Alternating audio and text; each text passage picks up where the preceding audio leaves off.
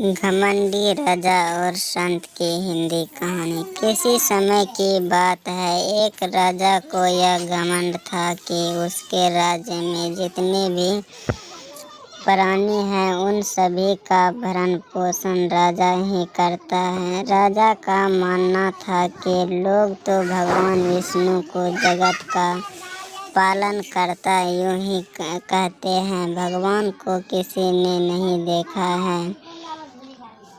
मैं ही अपनी प्रजा का पालन करता हूँ। कुछ समय पश्चात एक योगी राजा के नगर में आए और नगर के एक घने वृक्ष के नीचे बैठ गए।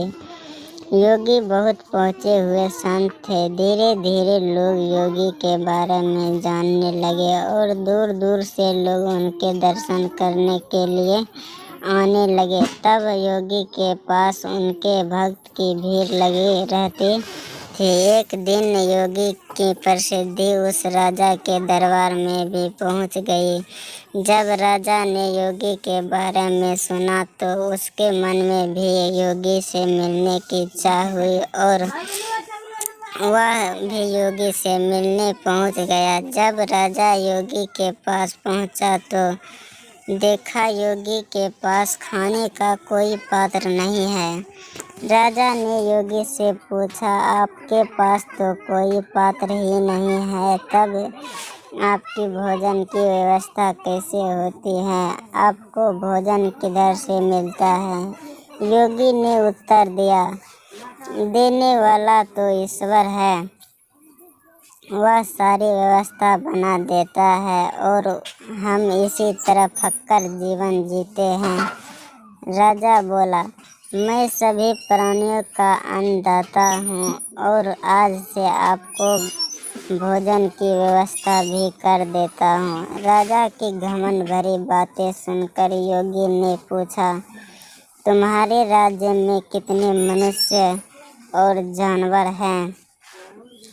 राजा को इसकी जानकारी नहीं थी तो उसने अनुभविता जाहिर की। तब योगी बोले, जब तुम्हें उनकी संख्या तक ज्ञात नहीं है तो तुम उनके भोजन की व्यवस्था कैसे कर सकते हो?